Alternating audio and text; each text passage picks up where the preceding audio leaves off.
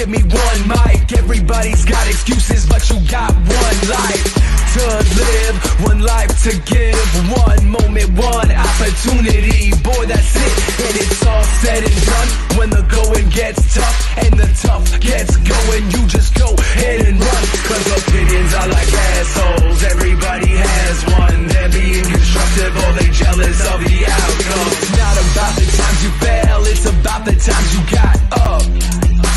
And I don't even care what the fuck your excuses is. Fact is, you just playing the cards of foolishness. What you think I'm dubious, you gotta get up, get going and just move on. Don't look towards the past, you gotta groove on. You procrastinating now, you gotta get that motivation. I already created a track called Inspiration.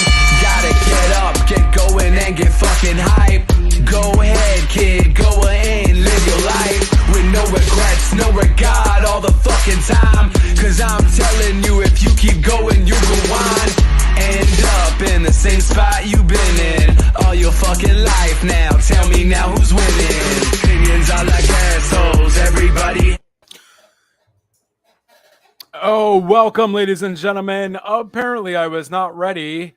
I'm currently just looking at my time here, and it is WTN Rundown time, ladies and gentlemen. We're actually 21 minutes late, but never late, but better late than never. That's and right. Never late is better. And I am hearing a double echo. I am annoying as balls. Let me lower myself here. Jeez, I feel sorry for you guys, but you're going to have to hear me anyways. You will not only hear me, though, you will hear the kid crazy kind, the craziest one of the crazies. We got him out of the Douglas and onto the show every week. So kind of them to let us use him for our lovely recaps because he is the man with the plan.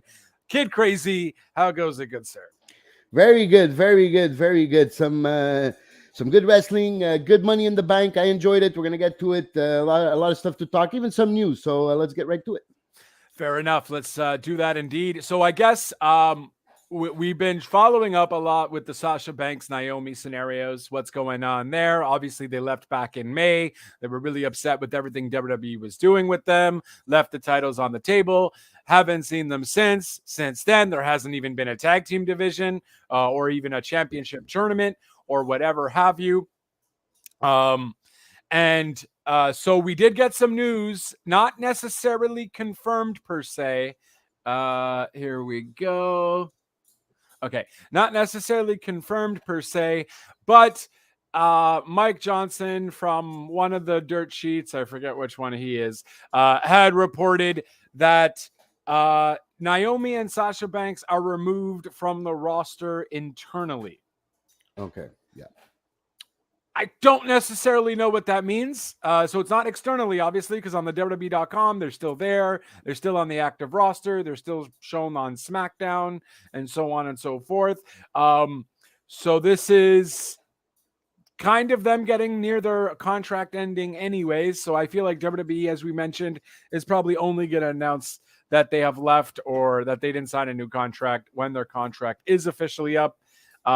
I believe it's up at the end of July, so at the beginning of August, sort of ordeal for both Naomi and Sasha. But this is the first we kind of hear more about Naomi being completely removed. So that is pretty telling. Very surprising. Wonder how Jay feels about that. Yeah. Probably not happy. Right, no. Or, maybe she's down to do something else too. I don't know what other skill sets she has, but I imagine, based off of like the diva stuff I saw, she does seem to be creative in other aspects. So she has a background in dancing, if I'm not mistaken. Yeah, so she has a background in dancing. So maybe she's done with wrestling. Yeah. I mean, that's it. If she doesn't want to be done with wrestling, she certainly has to up her ante in terms of, I don't know, doing something. But it is surprising that they're only announcing these because usually when you release somebody, thank you and we wish you luck in your future endeavors. This has been releasing by bits. We haven't seen them now. This news about internally being taken out of the roster. So are they like everybody knows that they're done, but maybe they broke a deal, just let the contract run out instead of getting released and having to no compete clause. Right. I guess we'll get to know pretty soon, like you said, if the contract's ended the end of July. Yeah. I think that's what they're waiting for because of the fact they don't want other wrestlers to try and negotiate a release. You know what I mean? If they're not feeling a certain kind of way, certainly smart for the WWE to do that. Smart for the business. Create a precedent. Yeah, exactly. So I guess they're like, look, whatever. We won't go and mess your shit up. Do what you want. I just want out. Take me out. Here's my lawyers. Lawyers done this. I won't wrestle until you announce it when my contract is up. That's fine. I don't care. At least it's not a 90-day though. Or exactly. I guess it's almost 60. So, we'll see what happens. But if the contract's up, the contract's up anyways. Exactly. It's still a big thing because technically in all our minds, there's still WWE assets. And it would be if there's a no compete and in August at the All Out pay-per-view or on a Dynamite, Sasha Banks shows up right away, it's still going to get a pretty huge reaction and a pretty huge pop. So yeah. We'll see. I'm definitely I disagree with Booker's comments like a few weeks ago. I think Sasha for AE dubs would just be gold, but again, we've discussed that Sasha could really just go anywhere.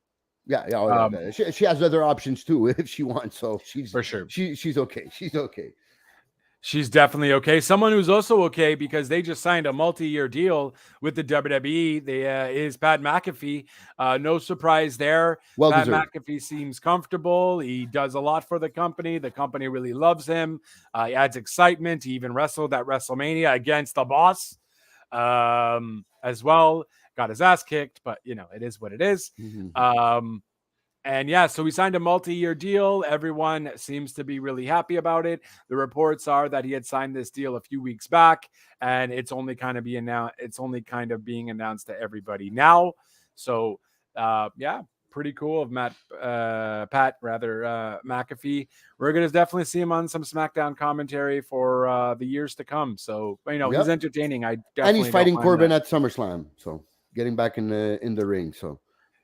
Oh, snap. Yes, because Corbin just attacked him recently, right? Yes, and that was a bit weird that they did that off right after the pay-per-view, that they waited for the pay-per-view to go off the air, and then they posted on their WWE.com and on YouTube channels the attack that Corbin did on Pat McAfee, because if you were watching UFC, which I was, and I see Pat McAfee show up with Vince McMahon and Hunter and Stephanie at the UFC, which was in the same city as Money in the Bank, right? But Pat McAfee's wearing a neck brace, so I'm like, well, what happened? Right. What happened? And then finally, it was after the pay-per-view and on their internet social media channels that he got attacked. So then later on they announced it for. So Pat McAfee's right now is a big asset and a big part of WWE. Yeah, and I mean, if he's chilling with Trips, Steph, and Vince at a UFC, sitting with them, like they must really love the guy. And I think what really works for Pat McAfee is he knows his worth. Yeah, you know what I mean. The guy doesn't need WWE. This guy gets millions and millions of dollars, no problem. Well on his own with his other stuff, and the guy is in such a good position. And he just really loves to be there. So that's so why not get paid for doing something you love at the same time? That's it. Kudos to him. That's the goal. That's the goal. Yeah. And hopefully the goal is to get Adam Cole, Kenny Omega, and and Daniel Bryan back. We did get more notes on that. Tony Khan did an interview with New York Post in regards to all three men on their injury. Basically, he's saying that, Adam Cole was concussed at Forbidden Door. That's why the botch finish was a little weird. But apparently Adam Cole has been suffering with a few little minor injuries, and he reportedly needs surgery for something else. So it was kind of answered weirdly, though. Yeah. Almost kind of cryptic. Maybe it's New York Post not posting it properly of what Tony said, but he was kind of like, I haven't talked to him since Double or Nothing, or maybe I'm just misreading it. but it just seemed weird. Like he didn't want to necessarily. Well, this was after the Forbidden Door, I think. But I think he also mentioned that in New York Post as well. Because the journalist asks him about Adam Cole and what happened at Forbidden Door, and basically he says there was no contact for Adam Cole between Double or Nothing and Forbidden Door. He only did commentary. So that's what he's saying. There was no physical contact for Adam Cole. He didn't put him back in the ring in between Double or Nothing and Forbidden Door. Right. So he's kind of implying that, did he get hurt at Double or Nothing? Mm-hmm. Then he didn't make him wrestle so he could be ready for Forbidden Door, not to take any chances. And then something happens during that match that you have to botch the finish. And now he's out with maybe a more serious injury than it was before. So it was it was kind of vague in his answer. Well, I think he's kind of just saying, hey, he was kind of injured. He didn't wrestle. And he told me he was 100%. Yeah. Exactly. Yeah, so he told me it was 100% kind of thing. He has to play the VP role, CEO role too. He doesn't know how people feel. He even mentioned the same thing, kind of like with Daniel Bryan. He's like, Daniel Bryan told me 2 weeks before Forbidden Door, hey, I'm ready, I'm good. And then like 8 days later, he wasn't feeling so great. And Tony Khan took that into consideration. He's like, hey, but then we got to go do something else. I want you to be 100%. We're not taking any chances. But, obviously out with that came Claudio, who technically they were only going to actually debut him at Death Before Dishonor, ROH. Because he's so a big part of ROH's history. Yeah. That's it. So that would have been cool as well. But, plans change. A lot of injuries for AEW. Vince perhaps and WWE is laughing like, that's why we don't do this shit. We don't want all our players injured. But, you gotta, it's part of the business. Look at Big E. Big E got injured off something. And, at least these guys are getting injured for our entertainment, which might sound cryptic and weird, but they're also putting on 5-star matches. Kenny Omega's been doing it for like a year. And he's been dealing with a multitude of injuries. Tony Khan does also mention that as well. Yeah. And he says he's kind of in a different boat just because he's handling Omega's handling so much. So we'll definitely it's not that the workload is bigger, but after get to you, it's like you won't injure something really bad, but everything's gonna hurt on you. And then you need a tweak here, a tweak there, and then it ends up that your everything is hurting, and you need to get better in all aspects. Is it a shoulder? It could be a hip or anything, and it'll take longer than expected. And that's what's happening with Kenny Omega. He's not really sure.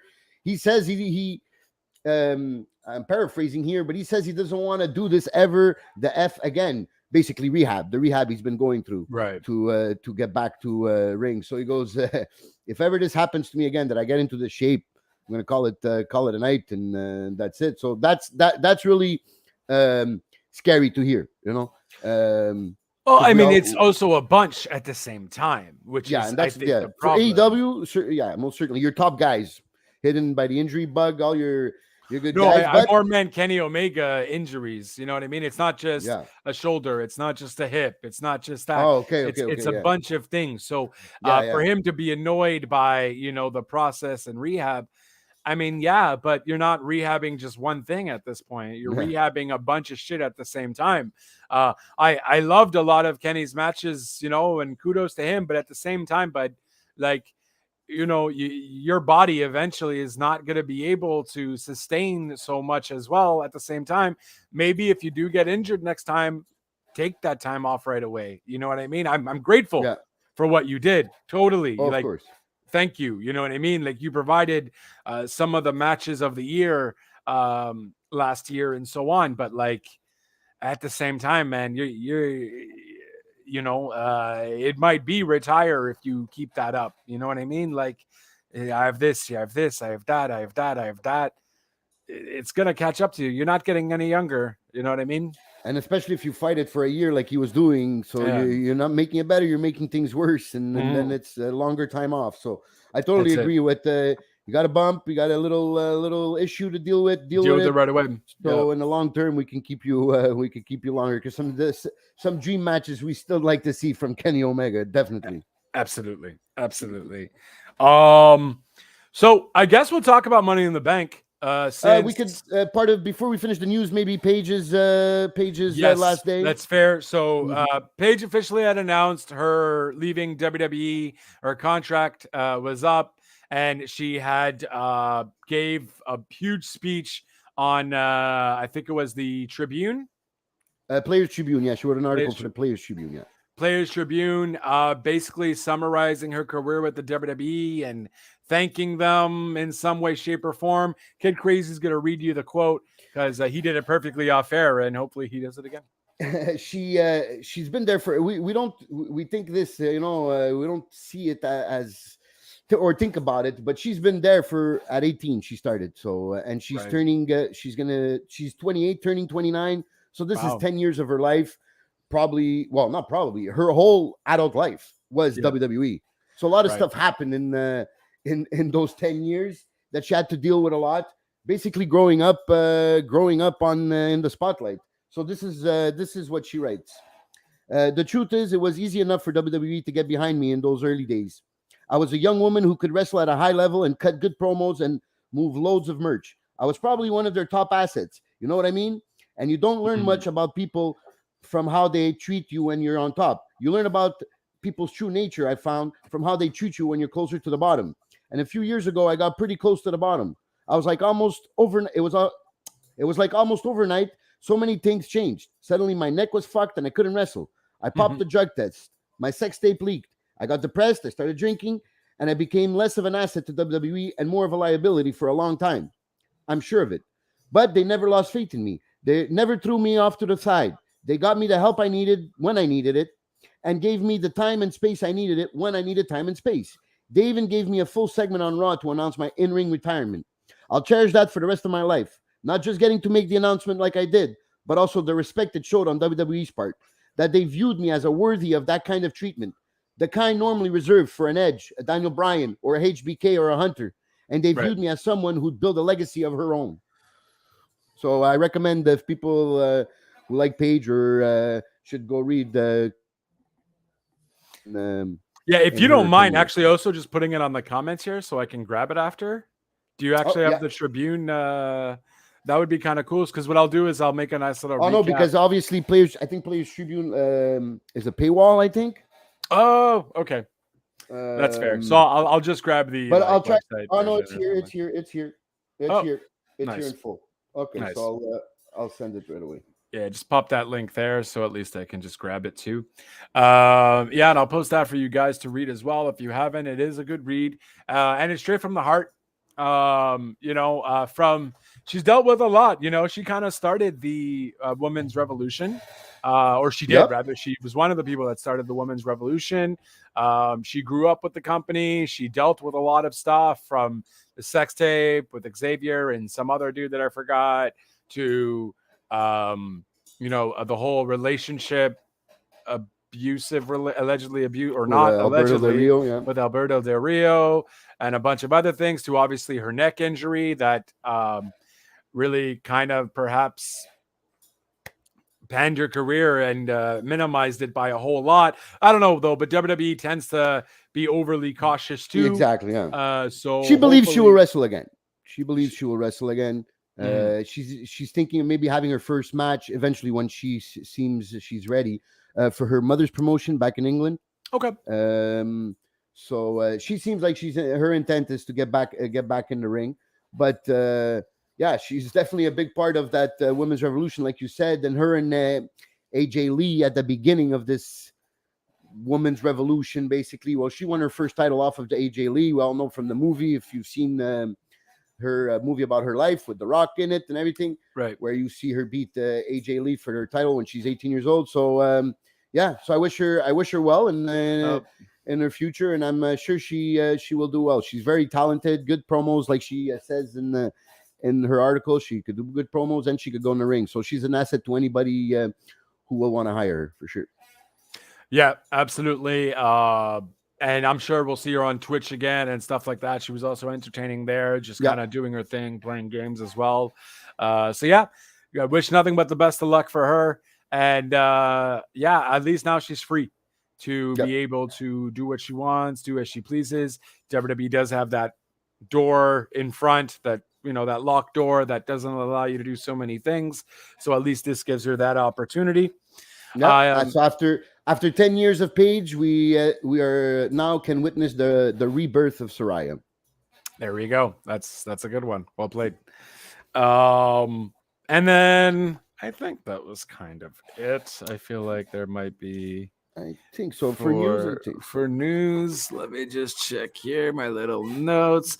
Okay, so in that same New York Post, though, Tony Khan did comment that Claudio Castagnoli, aka Cesaro, felt revived. He felt like he was. He came back to me and said, I could not have had a better first week. I could not have imagined any place I'd ever be enjoying it more than I did here. First week I've had is something I'll remember for the rest of my life.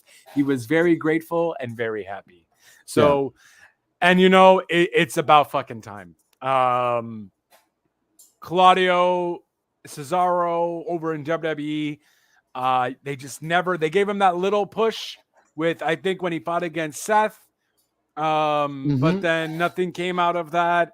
And although, maybe we won't see him in the world title picture, we saw with what he did at Forbidden Door, we saw with what he did at Blood and Guts. And the guy is back, man. He's back to entertain and wrestle, and the dude just looks happy. So Cesaro was one of my favorite guys in WWE, but unfortunately he was just never getting anywhere, just because that's WWE. It's not their style. The way it's the way they present their product that's maybe harder for a Cesaro to shine out or to pierce out of that bubble of how they present their product. And I think it could work in AEW because he won't do the greatest of promos, obviously, but he can talk. He's not like he doesn't look like a vegetable up there. He can talk. So if they use him right and exploit his strengths, I think he will do very good in AEW. Maybe, I don't know, maybe not world championship material. I'm not sure. Maybe the way his reaction and the way he's over in with the crowd, I think there's a possibility there. But can he carry a company? That's another. I guess we'll have to wait and see. We'll have to wait and see. Love him. Yeah. We definitely will. Big Red, thank you. Hope you enjoy parents' anniversary there. That's a big one. That's why Big Red isn't here. So 25 years of marriage. That's a big. That's a skippable podcast. You can definitely skip the podcast with that. You have COVID? Not so much. I don't know. Yeah, and that was kind of the real bulk of news, the talk of the injuries, the talk of Sasha. 49 years. I'm way off. Okay. Oh, okay. 49 years. Excuse me. Almost double. So almost double. Yeah, that's that's a correction waiting to happen. Absolutely. And yeah, aside from that, obviously we had Money in the Bank. What did you think? I actually liked it. I was gonna say I enjoyed it, but no. I can say I liked it overall. I feel like enjoying it is better than liking. I would say enjoying was more like I enjoyed it, but I liked it as I really liked it. I didn't love it, but I liked it. Enjoyed it. I enjoyed my time watching. Not the best pay-per-view of the year, though. Oh no, not the best pay-per-view of the year. Not even WWE. Yeah, I was gonna say maybe WWE, but no. Yeah, okay, that's fair. Match of the night for you? I liked the tag team match. Right, it's very good. Yeah, very good. Oh my god, dude, Montez Ford jumping he looks over huge. I think he's ready for a single run there. He's getting ready for a single run there. I think he's definitely ready for a single run. You don't bulk up like that to continue your tag team work. I don't know. But yeah, great match. I know that we've seen it and we're probably going to see it again the way of the finish. I'm down. Yeah. But I'm down. This is the type of tag team match that I like to see, especially that we don't get that many good tag team matches in WWE. So, or when we do, it's usually the Usos versus someone. Usos versus New Day at day one. That was also phenomenal. Montez Ford, though, I'm down to see him in a singles run. That fucking jump from the top rope Yeah. off the turnbuckle thing from the outside was just craziness. And yeah, that for me too was maybe the match of the night. I did enjoy both Money in the Banks as well. Liv winning, I really, swerve, really like that. nice little swerve. I mean, I didn't expect it. Then her cashing in, what? You That's know, a nice pop also. a nice pop. I didn't enjoy how she cashed in though, in the sense that she didn't do anything. The only thing wasn't memorable for me. The only thing I remember was really Ronda having her in an ankle lock for like 5 minutes, and then her kicking her leg to like get out and do a roll up. You know, like not the greatest, Kodak moment for a Money in the Bank win. Like, I would have probably booked that different. That whole Liv cashing in there. But I have to admit that I haven't given shit to Ronda Rousey in the past for like having a hard time selling, and this match with Natty, she sold very, very well.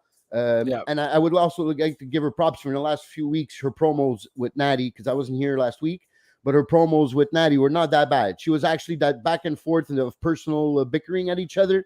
She was actually good. So there's something there. Maybe the way I would have booked this finish, because it was kind of like a baby face with a baby face, right? A bit there at the end. So I would have probably booked Natty winning by cheating some way or another, and then have Liv cash in on Natty instead of Ronda. But the outcome is the same, and really happy for Liv. And it seems like the fans are behind her now. Let's see if she can go for the long haul. Well, I mean, I don't know if the outcome would be the same. Now Liv has that whole thing where she's actually beaten Ronda one-on-one without any interference. So she has that as the only woman to do so. So she did make that's true. She did pin cleanly Ronda Rousey. So that is something, an accolade you could hang on to for sure. Absolutely.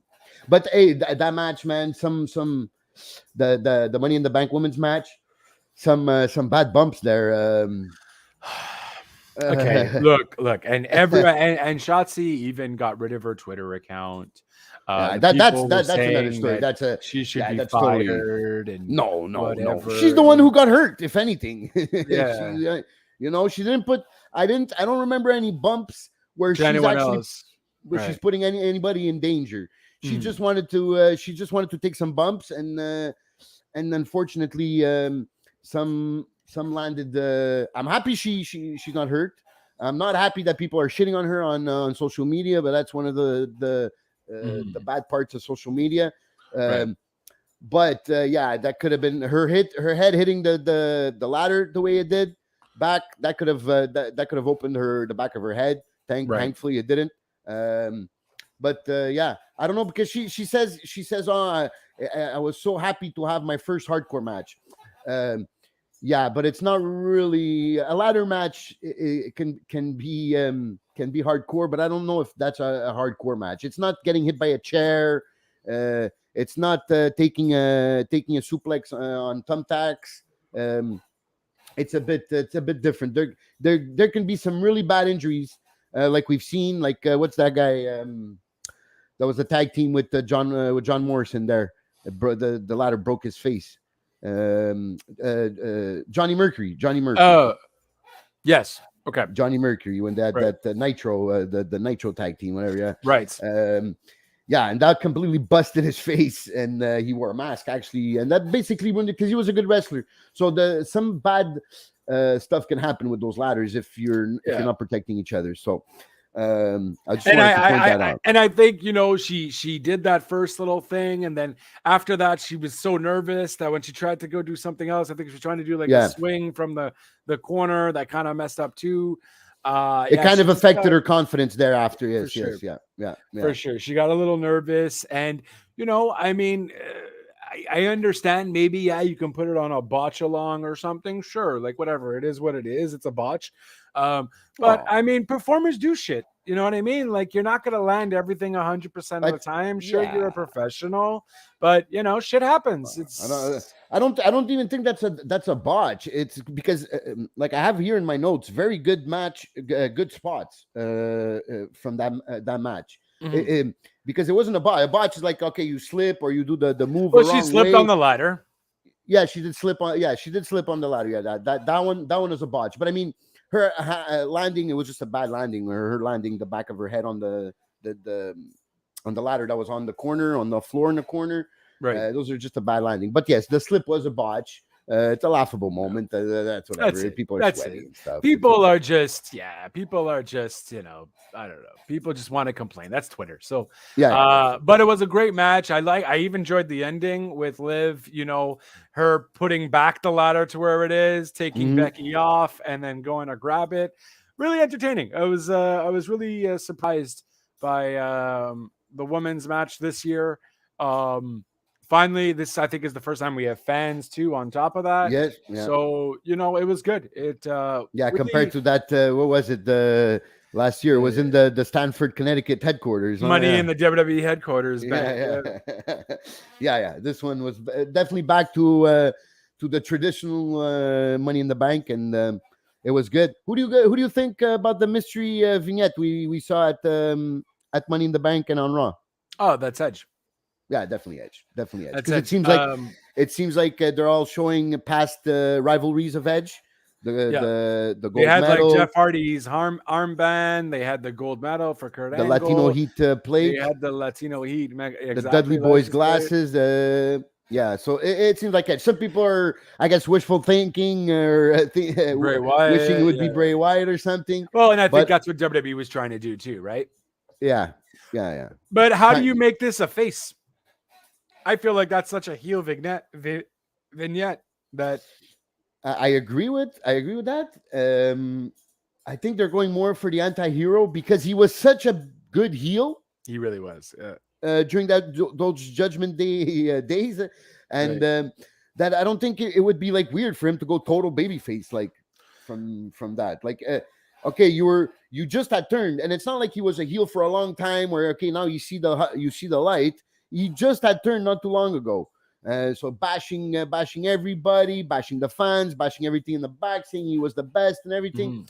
So I think maybe now they're gonna go more of walking that thin line of face and heel. So maybe that anti-hero. He'll definitely. I think we're definitely in line for a Finn Balor Edge rivalry. Maybe I would think so.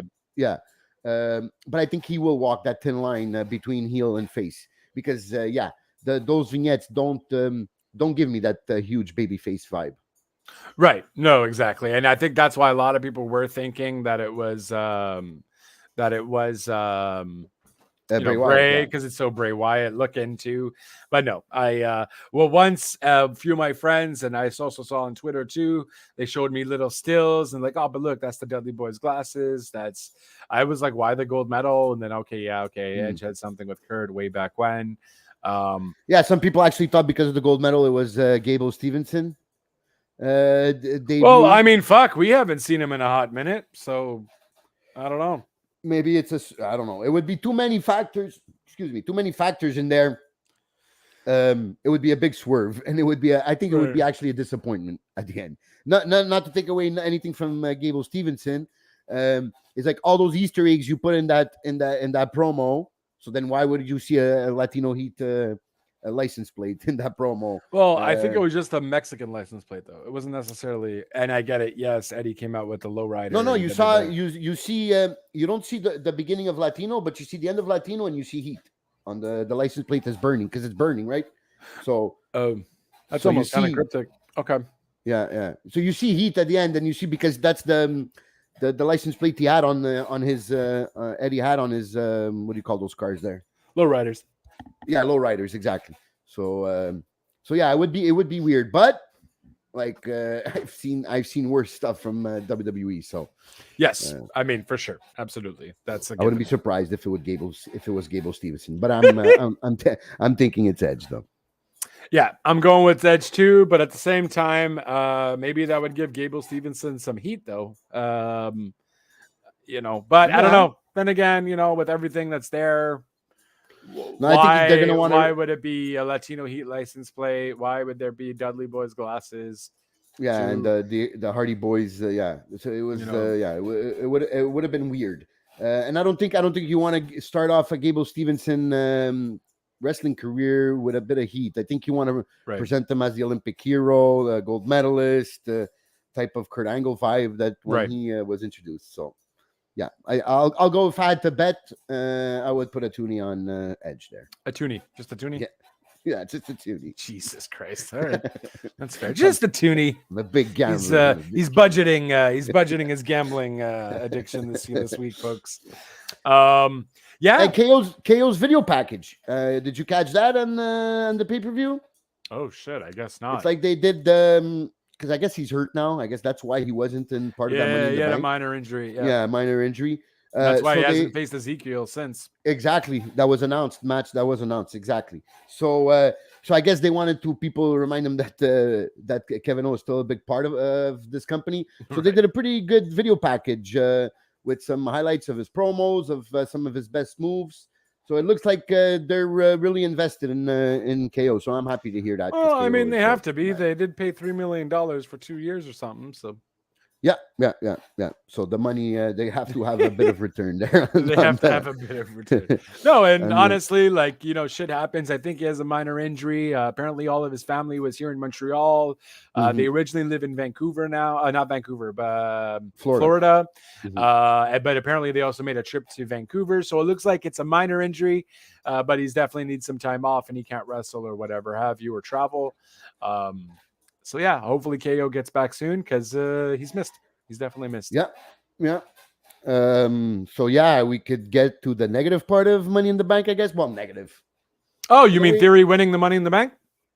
Well, I mean, Theory winning is, I don't know. I'm okay with that. It's more the way they did it. Yeah. So you lose against Since we're in Vegas, let me up the stakes by adding one more. Like, what the? I will call your 7. That's it. And add you a 1. Yeah. And it's Austin Theory. So obviously, like, I thought he was gonna win because I didn't think they were gonna take the belt away from Theory there. But when he lost, I'm like, oh no. Yeah, I already knew it. They're gonna put him in the Money in the Bank. They're gonna put him in the Money in the Bank. But I thought they were gonna injure someone else, like injure fucking Omos, because I mean, you pretty much treated him like a fucking hate crime in that match. Put all the ladders on him, threw him through a table. I get when you tall guys they gang up on him, but this felt like really horrible, especially when you have someone like Drew in the match. You know what I mean?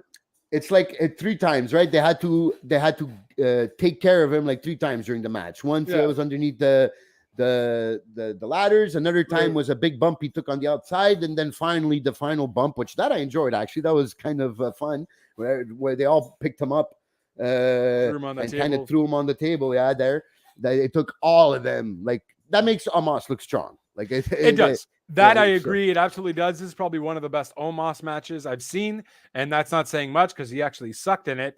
But based off of those bumps, it does make him look like the monster that they're trying to portray him like to be.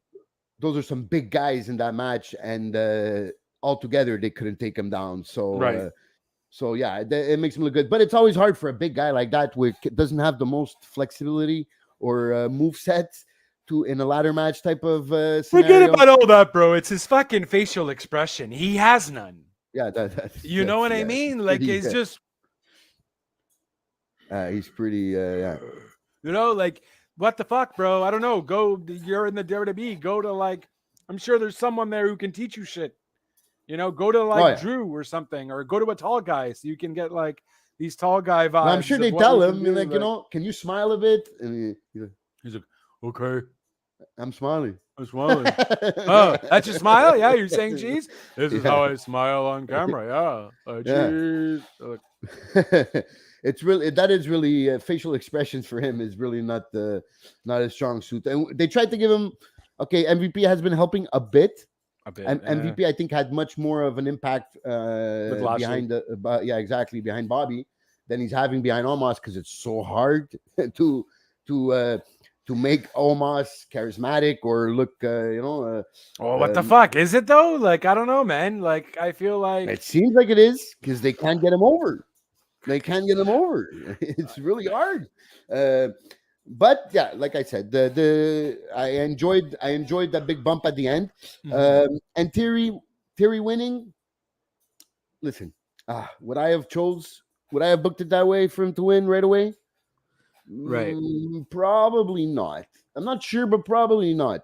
I definitely think he is one of the future stars of WWE. And I didn't like that Adam Pearce didn't tell everybody that it was Vince McMahon that was behind putting him in the Money in the Bank. Obviously, we all us guys, Yeah, that he almost made it like it was like his like thing. like he deserved it or something. Yeah, Yeah. yeah. So I would have liked him to say from the higher ups, the decision coming from the higher ups is Austin Theory will be in this match. Right. So it would have got a bit more heat for the storyline. Then again, most of people know that he's behind it, but I mean, I would have still liked for him to tell the people because not everybody is quick or astute in the wrestling. I mean, day-to-day bro, storylines. I don't know if you want to say that either, because at the same time, they keep fucking recapping everything every like 10 minutes on what happened on the same show. So I feel like they realize and know that not everyone's quick. Exactly. They do. They absolutely do. They do it on social media and on during the show itself. They recap everything 15 times. Ugh. So yeah. So that's it. So I found that I found that weird that he didn't announce it. But for in case, hey, I know it's the old feeling of John Cena and Roman Reigns of being force fed the next star or being forced down our throats the next right big star. But at the same time, has he been wrong a lot? Well, I mean, I just don't think he's ready yet, man. He's kind of just your generic shit heel. Exactly. That's the whole problem because when it was John Cena, it was because we didn't think us as a fan base. When I'm saying us, we didn't think John was ready or was that guy yet, and he was being force fed. And then we ended up now he is that guy. He was that guy. Roman Reigns, same thing. They waited all this time to turn him heel when he should have been heel before, but they were forcing him down as the top baby face, and it wasn't working. Ends up top guy in wrestling probably right now. Mm-hmm. Now, I definitely don't believe Austin Theory is ready to carry a company, but he doesn't have to cash in that Money in the Bank right away. It could be cashed up to June of next year. So I think Roman can keep this belt, or at least one of the two belts, guaranteed till WrestleMania, and then we'll see. Okay, so you're still not on the theory, pardon the pun, that The Rock is coming back for next year's WrestleMania? I'm not 100% sure. I think they're still negotiating, and that could still fall. Mm-hmm. Rock has a lot of stuff going for him, man. Just one little thing happens, and that's thrown to the side, So they have to have a plan B, guaranteed. I'm pretty sure Vince McMahon, his plan is having Rock versus Roman at WrestleMania, but he always has to have a plan B just in case, because the way Rock's career is just way too intense for anything can happen. So, that's fair. So that was kind of Money in the Bank. I thought it was a decent enough pay-per-view. I thought the worst match would be Bianca Carmella. I would agree with that. I think no one cared.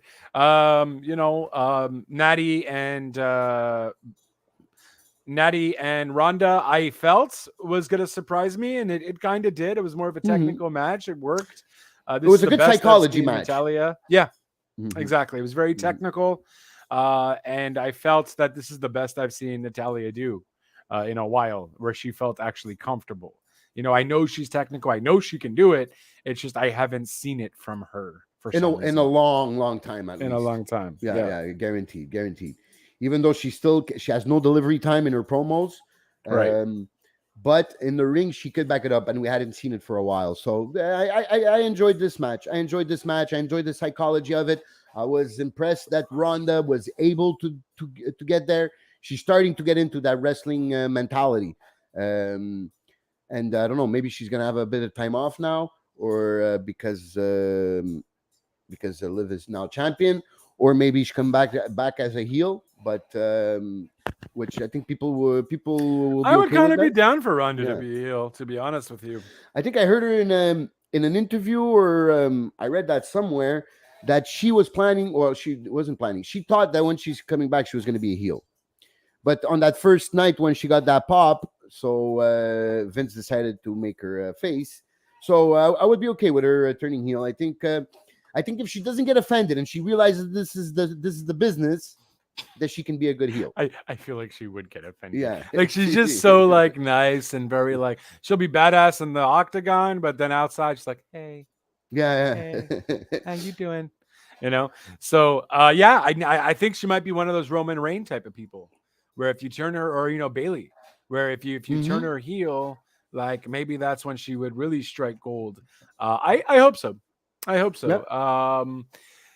Yeah, and I guess a little fun thing, since we're talking about Ronda, it's probably going to be the first and last time we talk about Ronda, at least on this episode, because I mean, Ronda Rousey is also on the new WWE 2K22 DLC pack called Clowning Around, where you also get Doink the Clown, and I forget the other people that are in it, but those are the two big people. And the My Generation theme song can literally only be used for her, and you have it nowhere else in the game. So for those of you wondering, yes, I could finally use My Generation or theme song. No, you can't. Can't be used for a created wrestler. Can't be used for like a theme that you want just on the main menu. It's probably most likely a WWE copyright thing where WWE only got the rights for Ronda Rousey's theme song when she comes out. It's in the game when she comes out, but that's it. Okay. So I don't know, just a fun little fact. Since we're on, and all the other ones you could use, if you create your own wrestler, you can use. Okay. Create your own wrestler, you can use. Yeah, so even if you try to copy it, it still doesn't work. It just goes to like a generic thing. No, it's probably a copyright thing. It's not a 2K. People are bitching at 2K22, 2K games, and I'm like, guys, this is not a 2K situation. No. Because it wouldn't make sense for it to be there, but not exactly to be used. So exactly, it's a very special case. And now that you mentioned the video game, maybe we forgot to mention in the news, but Kenny Omega mentioned that Cody Rhodes will be at Fight Forever. Will be in. Sorry, in the game. Oh, interesting. So he said in that interview, he said. Obviously, Cody was a big part of AEW, of starting this company and everything. It would only fit that he'd be in the game. So apparently, the American Nightmare will be in AEW Fight Forever. Nice. Okay, sweet. I didn't even know that. I'm just learning that right now. Nice. Perfect. Because obviously we don't have him in 2K22. People have created him, but I don't think he's going to be a DLC anyways. And I think Cody Rhodes has the rights to his name. So WWE can't even say anything about that anyways. So that's perfect. That's awesome. That's great. And that's cool on Kenny Omega, showing respect to the founding fathers, I guess, of AEW. I don't know how it works now because video games I haven't played, I think, since PlayStation 3. But but do you don't have updates where maybe they could update the game and then Cody will be available in the? I mean, I think so, but I feel like WWE, like 2K games, are probably just going to wait for the next game to bring. Okay. Because I think those kind of DLC stuff is like done way in advance. To the point where, we're going to release this in June, we're going to release this in August, we're going to release this in September, and kind of thing. So I don't know. They could, I guess, but at the same time, I think they'll just say, well, fuck it. You want Cody Rhodes? You're going to have to buy our next game. Yeah, and probably make him put him on the cover, probably. And all that and whatever. Yep. Okay. It's all about marketing. That's all that is. Yeah. That makes sense. I guess it would be the right way to do it. It would be a big pop for him to be the first time officially part of the game and be on the cover probably, and by that time maybe even WWE champion. Well, I feel like the game should be coming out this year, so I don't think that's happening. I mean, I guess they could. Oh well, yeah, they usually come out at the end of in September, right? Something like that, right? Yeah. But they also might take a break too, though. I don't know, right? Because they took a break and then they did the Battleground game, but that's because 2K20 just sucked. Yeah, they threw that one in the garbage. So I don't even think they're going so quick. Will there be a WWE 2K23? We expect WWE to follow the name. Blah blah blah blah blah blah blah blah blah blah blah. Oh, there's no date yet. Oh, hold on. There might be a date. Looking all this. Oh, wait a second. Didn't they announce that their deal with 2K is over? That now it's EA Sports that will be doing WWE, no? No, that was a rumor. Okay, that was a rumor. But because of the success of WWE 2K22, Okay, so they're really looking into that. Yeah. With the one struggling franchise now thriving, the eventual arrival for 2K23 will another big step improving the series. Here's everything we know. Okay, blah blah blah. We're still waiting on more official details. Okay, during a recent interview. Okay, that's where for the AEW thing. Easily the biggest question mark, and eventually when they'll choose to launch it for years. Okay, just fucking tell me something. Okay, we know usually launches in September or October. So yeah, they don't have any fucking info. What a waste of a fucking article. Clickbait. But also keep in mind too, this game was only released on March 11th, 2K22. Yeah, so that's it. So it'd be weird. They're probably going to release it next year. Yeah. They don't need to. They don't need to wait all the way till March, maybe, but maybe after Royal Rumble, maybe type of would be a good time for a release. Or whatever. Now, because honestly, now they got the success. Thank God, because I think if they fucked up with 2K20, Battlegrounds was just whatever. It's not for everyone. It was kind of silly. And then so I think WWE was getting very angry. So they're like, hey, if this one isn't the shit, then you're gonna be fucking in the porter potty, fucking full of shit. You're out of here. We're gonna reevaluate our deal. Yeah, exactly. And so, but now they hit a home run. Successful. Now they can ride on that success. Give a bit longer, right? So the sales are good. The game's still selling. So why not just keep it there? Keep it there on the shelf. Yeah, that makes sense. So Cena Raw, 20-year anniversary of Cena on Raw. Wasn't that the year before? Oh, that was last week. Was it? Yeah, it was. This was July 4th episode. This was the appendix. This is the USA. Yeah. Sorry. I was looking at the wrong. This is where R-Truth got beat. Where R-Truth fucking dressed up as Uncle Sam and got beaten by Gunther. That's the Raw we're talking. Yes. That's the one. I was looking at the wrong page. Yes, this is the one where it opens with Theory and Bobby. Yes. No. This opened up with Liv Morgan coming out and being all happy and doing a shitty promo. Yeah? Yeah, you really got your notes all kinds of fucked. But it didn't start with Theory in the ring? Oh my God. I have here Liv after AJ versus Miz. Oh my God. Okay, I'm going to check. Maybe I was at work for a good chunk of Raw. So I don't know. I feel like because before I was looking at the wrong page, but on the right page. On the right page. Okay, so Raw opened up. Raw opened up with Lashley coming out. Oh yeah, you're right. Okay, I'm sorry. Go ahead. Okay, yeah. So that's it. Yeah. So it was actually I was impressed with that opening. I liked it. So obviously we're gonna see a rematch of Theory versus Lashley. Do you think they give him back the belt or no? He's good with the Money in the Bank. No, I think he's good with the Money in the Bank. Yeah. I don't think he needs it. He already has the youngest U.S. champion, the youngest Money in the Bank owner, I guess. Mm-hmm. I think they're going to keep going with that story so that he's big enough to maybe face Roman at some point, perhaps. Yeah, that would that would be the plan if they do it correctly. Yeah, he doesn't need the US championship, and I think it's good on Lashley. Yeah, I mean it's weird because we've seen Lashley just not too long ago be champion, but at the same time I think maybe it gives the US championship a little bit of credibility too. Yep, and depending on the run they do with him, since he's a former Marine, he seems like he's already acting like he's really proud of holding that title, that he's going to want to defend it. Hopefully, we'll get a reemergence maybe of the U.S. Open Cena challenge. Days, or the Cena days, or the Miz days too. So see what he does with it. Yep, that was good. Mysterio's. I didn't really care for the Mysterio's tag team against Judgment Day, but I did find it. Cute the whole the way it ended with Rey Mysterio imitating. Well, no, not imitating, but pulling the Eddie Guerrero cheat. Right. Throwing the belt to the chair to the guy's hands. Right. So the ref disqualifies him. So that was nice. That was nice. AJ was Miz with a good match, but again, the whole problem with Raw matches, it's sometimes they'll put out good matches, but the finishes are always horrible. Right. And I understand it's TV. You're setting up future storylines and future things. But Right. it's kind of frustrating when you're having a good match, and you want to see a good finish and whatever. It's always just a botched, stupid finish or a Yeah, or in this case, it's disqualification. Ciampa. So Ciampa. Ciampa's Mrs.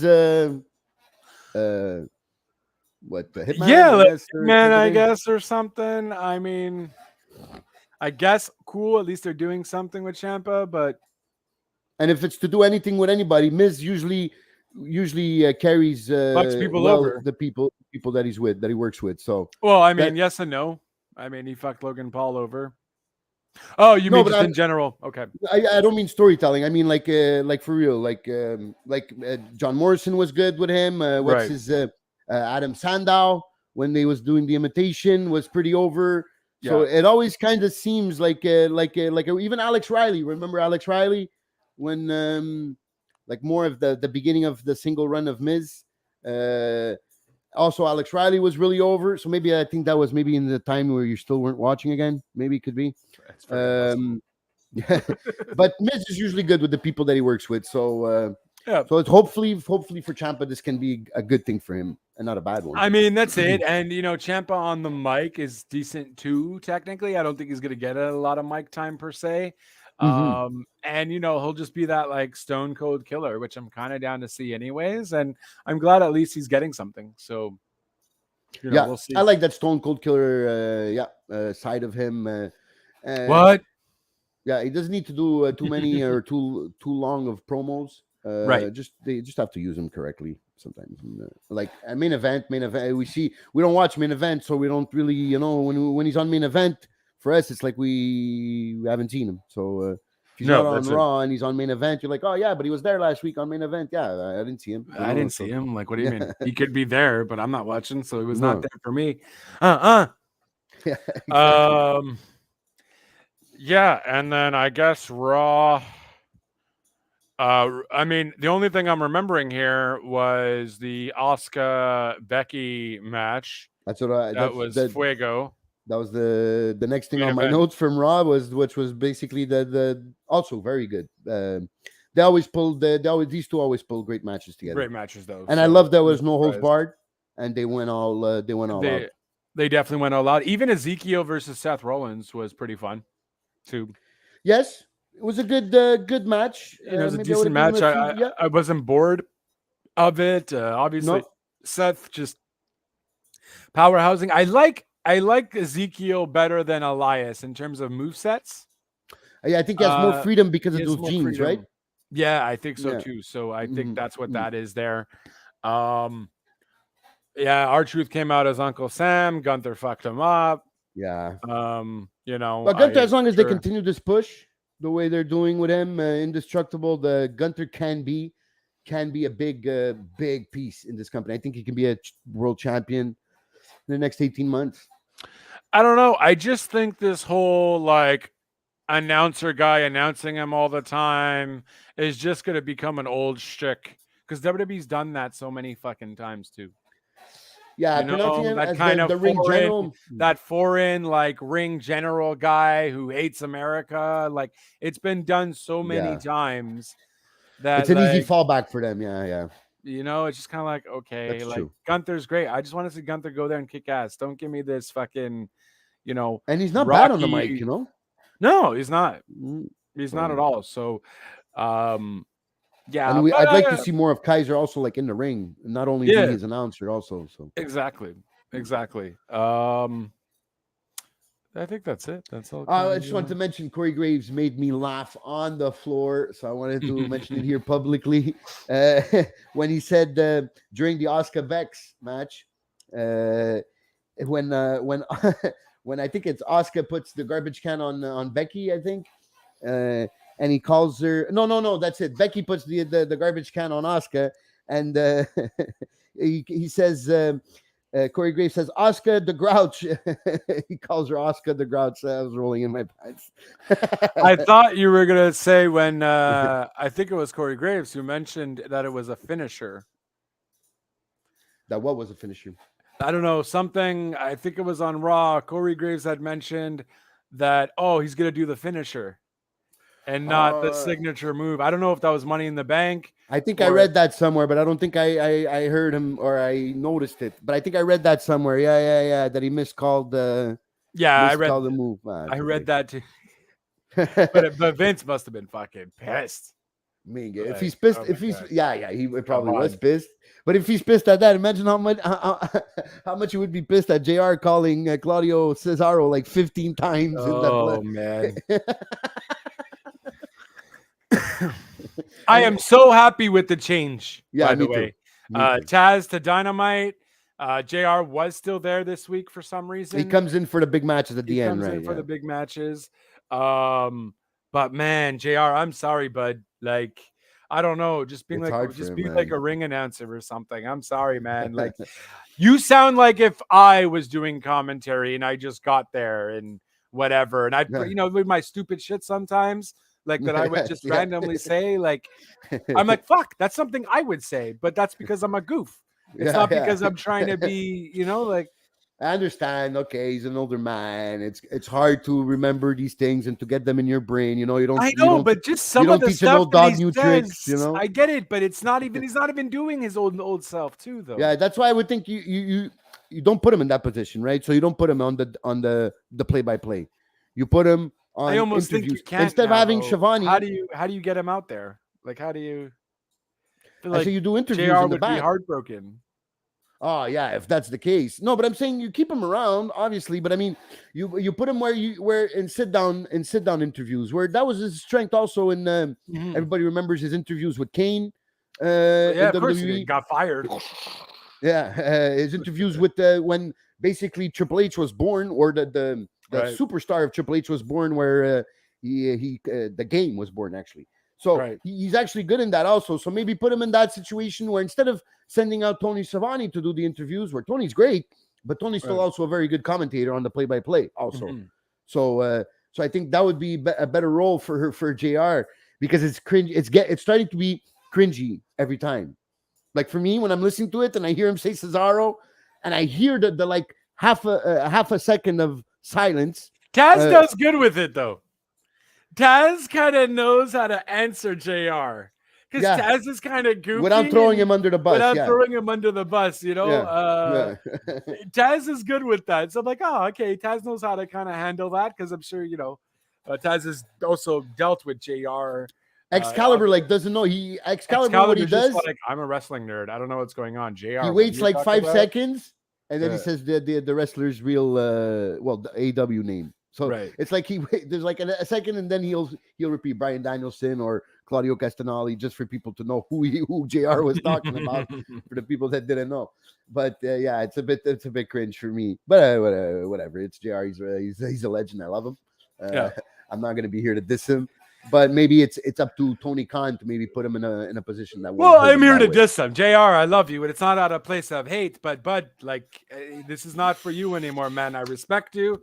I would love you to do other things for the company, but I think that's where it's slowly going. It's just going to be those little main events, or those events where he knows both wrestlers, or he's going on Rampage now, and I guess maybe they'll see how he is for an hour. Maybe he won't be as cringy. Yeah. But maybe because they don't want to take him away, because then people will talk. Oh, you see, they took him away from commentary. So that's going to be the story. So instead you take him a bit out. You just leave him in the main events or the matches that he has a history with, and slowly, like you said. I don't think anyone would say that. I don't think there would be that big of a wrestling Twitter. So but I think.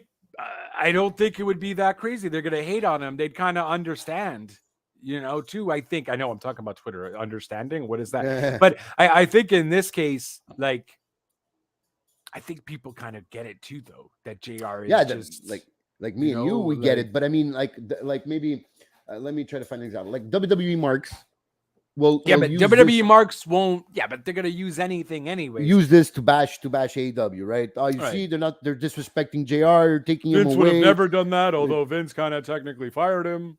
It's So there's always gonna be controversy. So I guess maybe to not make it take him out a bit, and you keep him around. You want him around. He still gets those pops. You put on that Oklahoma theme song, and with the drums and everything, and he just gets that pop. He's loved. He's JR, man. So got to find a way to keep him up, but don't put him in a vulnerable position. That's my position on JR. That's fair. That's fair. So Dynamite was fun as well. What did you think about Royal Rampage? The concept, I mean, from last Friday. I liked it. I liked enjoyed it. that. I thought it was fun. Brody King winning. What? Wow, that was amazing. That And the was finish. a nice swerve. The finish dropping with him Darby. like that. Yeah. Yeah. That was pretty nice. That was a fun match. I was a bit confused at the beginning with the because of the two rings. Two rings, right? Yeah. So the blocks and the so 10 for one ring, 10 for the other. Exactly. And exactly. But then once I started understanding the concept, I really enjoyed it. There's something to work with there. It was cool because they probably had the two rings set up from obviously Blood and Guts. Yes, because it's filmed right after Dynamite, right? It's filmed right after Dynamite. Yeah. Exactly. So they said, okay, fuck it, we'll use the two rings now, and So no, cool concept. At least they're trying to be innovative with that too. So that was fun.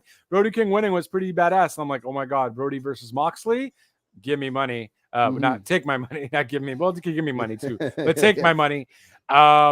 And I thought that match was also pretty great. It made Brody King look pretty strong. Moxley took a lot of bumps against Brody as well. Yeah. And I really enjoyed that match. Some people, I don't understand. Some people didn't enjoy, or maybe not they didn't enjoy the match, but they didn't enjoy that Brody King because of the whole ranking system. Always goes back to the ranking system, right? Like, okay, but they did a Royal Rampage Battle Royal. He earned it. It's not like he just was thrown into this match. He earned it. So, and the guys that are ranked number 1 or number 2 or whatever, those guys are still there, are still ranked number 1 and number 2. They'll get their chances. It's like that in every sport. It's not always the number 1 contender that fights the UFC champion. Sometimes you'll go for the number 3, number 4, and sometimes you'll go for the Conor McGregor, even though he's been gone for 3 years, because he's your big money draw. So exactly. So I have no problem with Brody King facing John Moxley for the title. And I mean, they're definitely not going to use Conor anytime soon. He's going to face Floyd Mayweather in like a 7-figure deal now, I guess. Yeah, I heard that was in the talks. It was almost a done deal. So, I want it to be a UFC fight, though. I don't want it to be a boxing match. Yeah, I would like to see that too, but I don't know. I don't think Floyd would be a good choice for. Come on, Floyd. He went to your fucking ring. Let's take it to the octagon now. I'd pay. That happens, I'd pay. I'd pay, like, I could watch it for free, no problem, but that I'd pay. Yeah. Those are two guys that I'll always like watching no matter what. I'll pay to watch is Conor and Israel Adesanya. Those guys have charisma. I wouldn't be surprised if we see them one day as wrestlers. Well, Israel has said that he's a big fan of wrestling and that he would like to that was the dude that did the Taker thing, no? Yes, they came out with the Undertaker team last weekend and with the urn. So it's pretty cool. Pretty cool. Taker even commented, said he did a really good job. So that's even cooler. Undertaker commenting on it. So, and he didn't even know that Israel, didn't even know that Vince was in the crowd. Was going to be there and all that. So, so it's cool to see them there. Even after they even showed Tony Khan and JR were there also. Right. So yeah, that was cool. And they're really charismatic guys. If you guys really want to see something nice, go see Israel Adesanya's kickboxing matches. And this guy is like this guy was a professional wrestler before he was a kickboxer. He doesn't even sit down. He doesn't even drink water in between. He just stays there and he just stares down his opponent. Wow. He does these moves. He won, I'm guessing. Yeah. I think he only lost once. In UFC and once in kickboxing. So he used to be a big Pokemon Go fan. So at the end of his matches, when he used to knock out people, he used to throw that little ball like for Pokemon Go. So he's a very charismatic guy. I could see this guy in the future in WWE. I really gotta watch that then. That sounds hilarious. You guys would enjoy it. Just put in YouTube Israel Adesanya kickboxing, and you'll probably see all those highlights. They'll all be there for you. But yeah, Dynamite. Obviously, Blood and Guts is a different kind of Dynamite. with Blood and Guts being such a big part, almost an hour long. So Well, that was last week. No, I know. Okay. Yeah, no, I know. I'm saying this Dynamite was different because there's more action, Obviously, there's more stuff, and starts off.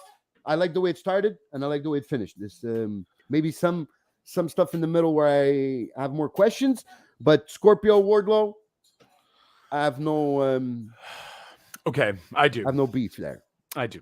Okay. So let me know. I know I say, okay, stop squashing no people, like no names, and start wrestling names, but don't fucking start squashing the names either.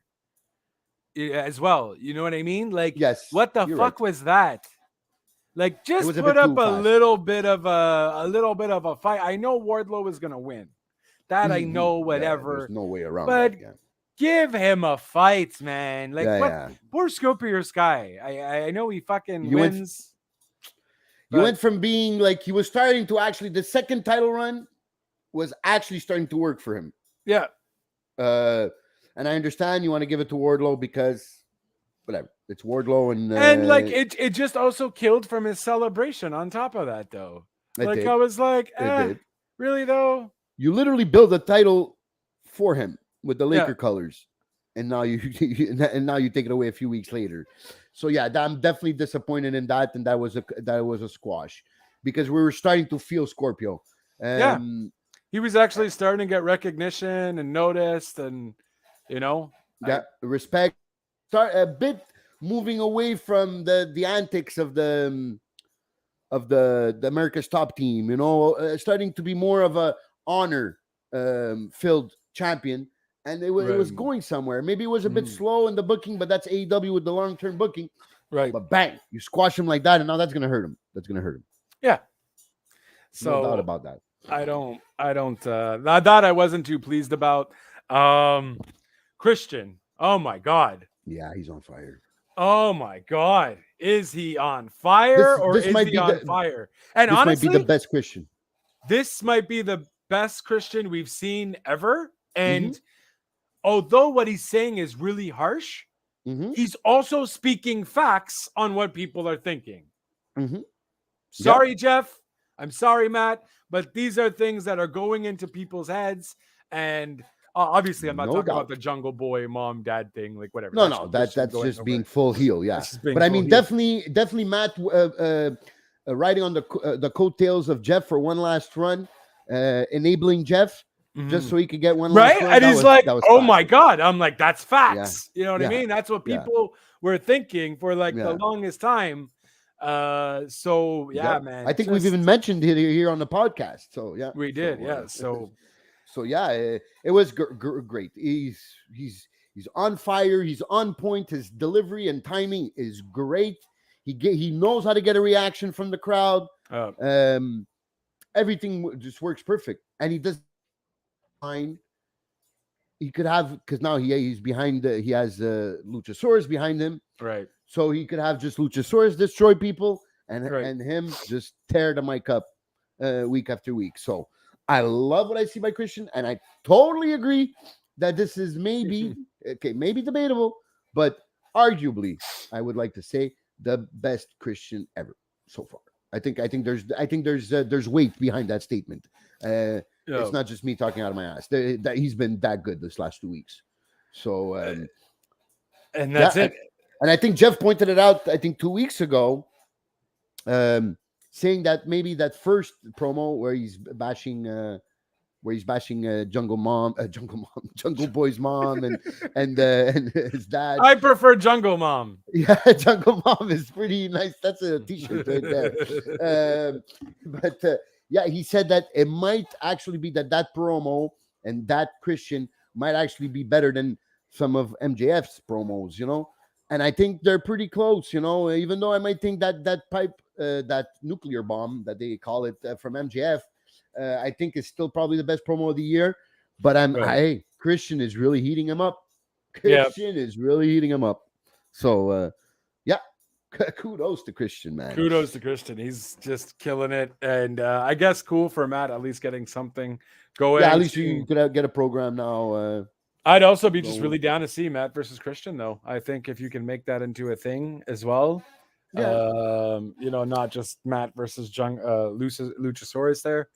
No. Would like to really more see Matt versus Christian. Yeah. That I think is the moneymaker. Someone who didn't like what was happening though was Marco Stunt when he was mentioned.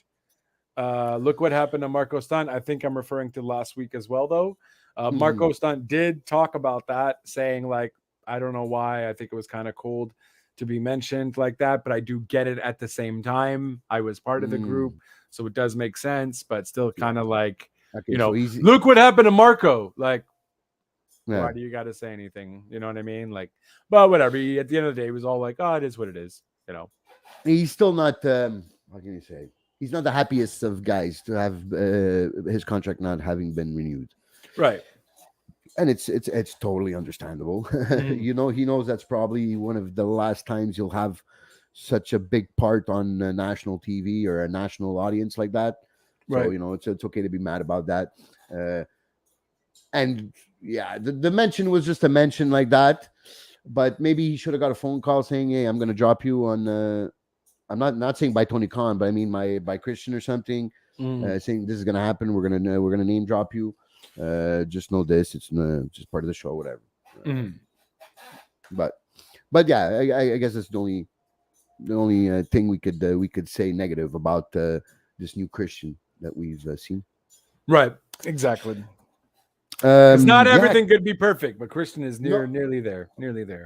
Especially heel Christian. Yeah. Oh my God. Yeah. Keith Lee Swerve and all this. Why did the Young Bucks come out with offering them a championship match, though? I just kind of didn't get it. Like, I'm like, okay, I don't mind seeing it, but why? Like, I don't get how they're going to feud against each other, but then the Young Bucks just come out and like, hey, so what about Triple or Nothing? I was like, why would you? They don't have nothing for Young Bucks, I guess. But like, fuck. With Red Dragon being injured, FTR doing their own thing. Well, the fans were chanting FTR like crazy, though. Yeah. I was like, you might as well just add FTR into the fucking matchup too. Then what's FTR doing? Well, FTR is doing the ROH thing now. Yeah, they're doing ROH, which they announced also yesterday on Dynamite. Which, thank God, I have it in here in my notes. Match of the year rematch.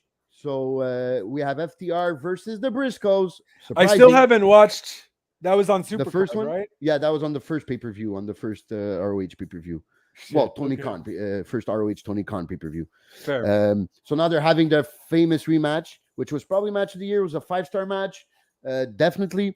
So that's good because we didn't think we would see Briscoes back under Tony Khan, but we know that the problem here is the executives at So we're not seeing Warner. Them. We're not seeing him in AEW though. We're seeing We're not seeing him on AEW TV on Warner Television. You're seeing him on ROH. So I don't think that affects. And they've been on fire also in Impact with some great matches with the Good Brothers. So gonna get ready for another match of the year candidate, guaranteed. Nice. So the Young Bucks was a bit weird. I don't know about this triple with Starks and Hobbs. I didn't like the Starks mentioning when he goes, "We can kill you. I can kill you on this mic," and in the back, just ask the other guy that used to be with us. So obviously he's talking about Brian Cage. Just ask Brian Cage. Oh snap! Okay, I didn't really. That was a low blow. That seems like there's some heat there between them, which I think there was between Starks and Brian Cage. So I felt that was a bit of a low blow. But Brian Cage is part of Tully Blanchard's ROH faction, right? So, which we'll see. I think we'll see tomorrow on Rampage two of those guys of the Tully Blanchard faction fight on Rampage. I don't remember who. I think I saw something like that. But yeah, I thought that was a low blow for Brian Cage. Oh, I didn't get that. I was kind of wondering who he was talking about. I didn't think Brian Cage though, because I don't know. We haven't seen him in like the longest time. I think the last time we saw him was on the last ROH pay-per-view. Oh shit! Okay, that's fair. I just didn't think. And I don't know, like we don't know the backstage thing, but I don't even remember us even mentioning that there was that was the reason that Brian Cage was let go because of Starks or whatever. No, because he never was let go. He never was released. He just was never used. And yeah, but because I guess when that they had to break them up, because they couldn't be together no more. I guess now that's what it makes it look like. If there's heat like that and he throws him under the bus with a low blow like that, it must have been because they didn't like each other. There was some beef there when they were together, and then you couldn't find nothing for Cage, and then the whole incident with the wife, right, happened. So then that cooled them off even more after that. Mhm. So they now hopefully this whole thing with ROH can be an opportunity for him, but he was never released. There was even some rumors that he signed an extension. Oh yeah, it's I true. remember us talking about that also. So Right. so But I mean, this is the most fire I've seen Ricky Starks though, and I liked it. oh You know, yeah, this is the most I've seen him like fucking blurb out and fucking he use his big man uses voice. emotions. Yeah, Use his emotions, you know. yeah, So yeah. I enjoyed that. I was like, oh shit, okay, now you're talking serious. And Hobbs is getting better on the mic too because he came out talking first, and then Ricky Right. Starks took over. So I guess Team Taz is not a thing no more, right? Oh well, yeah, because Taz I think still calls them his boys. Oh, No? okay. Yeah, and he still So- carries technically the FTW Right. title, Yeah. Starks. Okay, Yeah. yeah.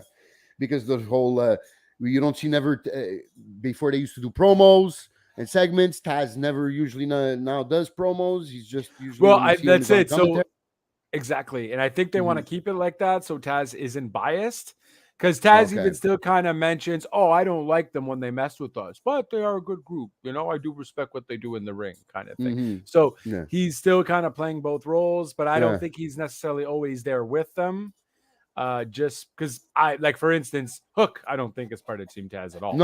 No. I think they didn't expect. Maybe they thought with Hook coming, Brian Cage leaving, and then Hook, Starks, and Hobbs with Taz is more like a faction. But when Hook was so over, and that it would have been better for him to be a baby face and go his own path, then that's kind of like when the whole team Taz. But on their social media, on AEW's page, they still promote Hobbs and Starks. Hobbs and Starks. Hobbs and Starks as Team Taz, the name of the tag team being Team Taz. So Okay, yeah. So they're still around and the colors are still there, right? Hobbs still wears the overalls with the orange colors and everything, and FTW. So there's still Taz still there, but we never see Taz with them. So that's why I was asking, like, what's up with Team What's up with Taz? that? Yeah. Can I talk be a bit of a downer here on Dynamite? I really didn't enjoy No, the Dark wait. Order. I was just gonna say, hold on, wait. Are you talking about the Dark Order? Yeah. You know what though? And fucking what's his face was correct though too. QT Marshall. Fucking hate this guy, but he was correct. Like, what are you gonna do? You're just gonna ride this on until the kid's 19, 18? Mm-hmm. You know what I mean? And it's fucking true. Yeah. Like, just fucking end the Dark Order. And that's it, man. And then, like, look, I get it. It was a nice moment. And even when the kid came into the ring, you saw Adam Page kind of like shedding like almost a little tear when he came to help. And I get it. I fucking get it, guys. But this, like, fucking make it an online thing where the Dark Order is still a thing and whatever. Like, fucking stop. Give them a BTE style thing on Give YouTube them like a or BTE something. style thing or whatever. Make it a social media thing, and fucking give these guys something to do in the fucking ring. But I don't know. Now they mentioned like, you know, we're Dark Order forever. This will never change. It will be the six of us. Yada yada yada. Like as long as you know this kid is leading the faction, it's not going to ever be anything.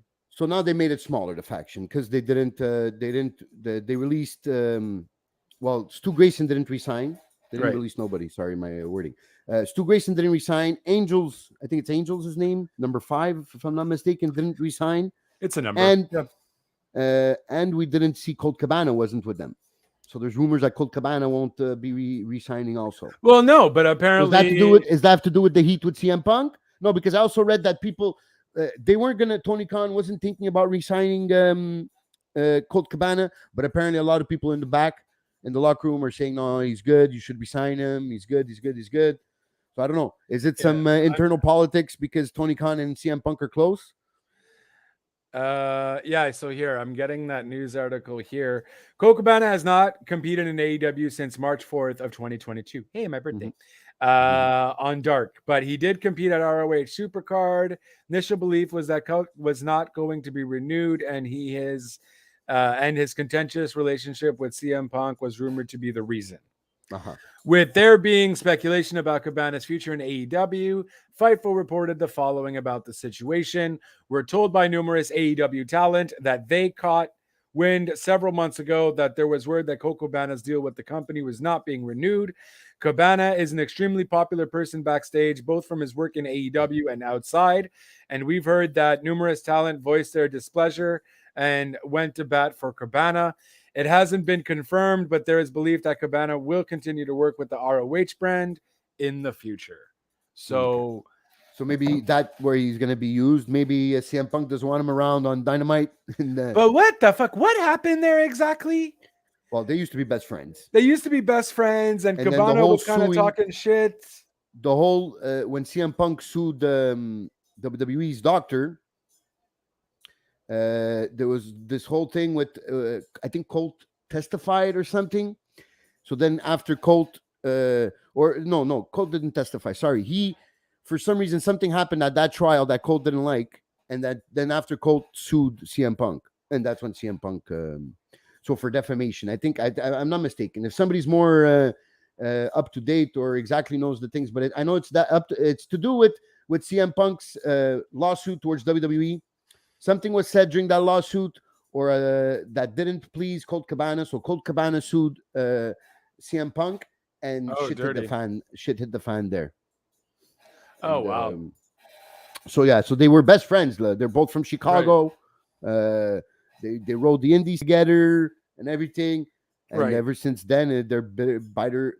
My God. Bitter enemies. Biter. So I always found it weird when CM Punk came. I'm like, oh, what's gonna happen to Colt? And slowly we started seeing less and less of Colt on Rampage. We really did, though. We really did. Like, what the fuck? At least I'm happy to hear that Fightful's reporting that he'll still have a role with ROH because he is a pioneer and a legend in ROH. And I guess if you want to satisfy everybody and not piss nobody off, I guess that's the best place for him. But I still think it's a disappointing that you're catering to CM Punk's personal vendettas. Right? Like, what the fuck? So CM Punk had left the WWE in mysterious circumstances. His last appearance getting eliminated from the 2014 Royal Rumble by Kane. Punk had remained silent for a time after his release. Appearance on Art of Wrestling podcast was his tell-all interview and has gone to become one of the most famous shoot interviews of all time. Punk discussed his misery at the last few years of WWE, yada, yada, yada, yada. He also all grievances about booking, including, whatever. So 2014, did an interview, shoot interview. It was great. Yeah. The interview resulted in WWE suing CM Punk and Colt Cabana after CM Punk alleged that Amon was responsible for Punk contracting that's it. Methicillin resistant a disease type of a disease. MRSA staph infection. Punk also blamed Amon for providing medical treatment, which caused the lump on Punk's back to get worse. WWE and Dr. Amon sued CM Punk and Colt Cabana for this. A lawsuit CM Punk won, but at a cost. CM Punk, after the trial, it was revealed that both men had filed lawsuits against each other for the way it was handled. Cabana claims that CM Punk offered to pay Cabana's legal fees during the Amon lawsuit, and he and Punk had a verbal contract. Cabana argued that CM Punk should reimburse him for the legal fee he incurred after Punk's legal team were no longer handling Cabana's side of the lawsuit. The lawsuit appeared to have ripped apart and the friendship between CM Punk and Cabana as well. That's it. Many fans took Colt Cabana's side on this. However, in 2019, CM Punk took to Twitter to comment on the lawsuit between the men. Punk called Cabana greedy and alleges that Cabana tried to extort him. So,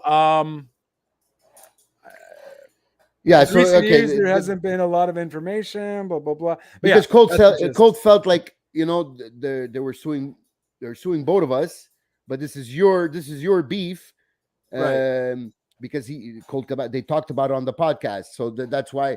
And then you're paying for the lawyers, and then you stop paying for the lawyers, and then Colt Cabana, maybe, listen, man, you made quite a bit of money. I'm Like still pay here my riding side. the Indies, Yeah. making $50 an appearance or whatever.